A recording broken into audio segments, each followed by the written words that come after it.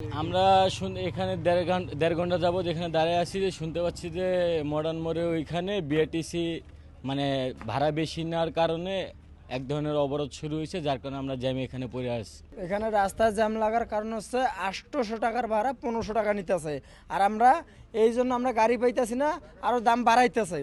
এই কারণে আমরা জ্যামে পড়ে আছি 1 থেকে দেড় ঘন্টা, আর পাম্পে তো তেলও পাইতেছি না, আরও পুরো গাড়ি খালি। আসলে আমরা গরিব মানুষ, আমরা যারা ঢাকা শহরে খাটাখাটি করি, আমাদের তো শ্রম।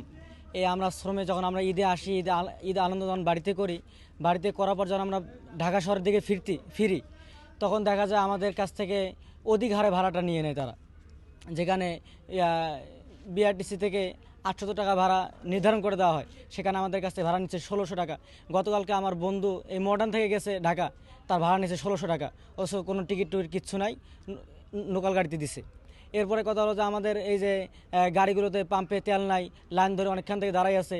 আমরা কালকে, যেমন আমার কালকে ইন্টারভিউ আছে, আমি কালকে ফজরের পরে সেখানে অ্যাটেন্ড করবো, অথচ আমি এখানে বসে আছি। কালকে আমি এখানে জয়েন করতে পারবো কিনা আমার জানা নাই, সবই আল্লাহ।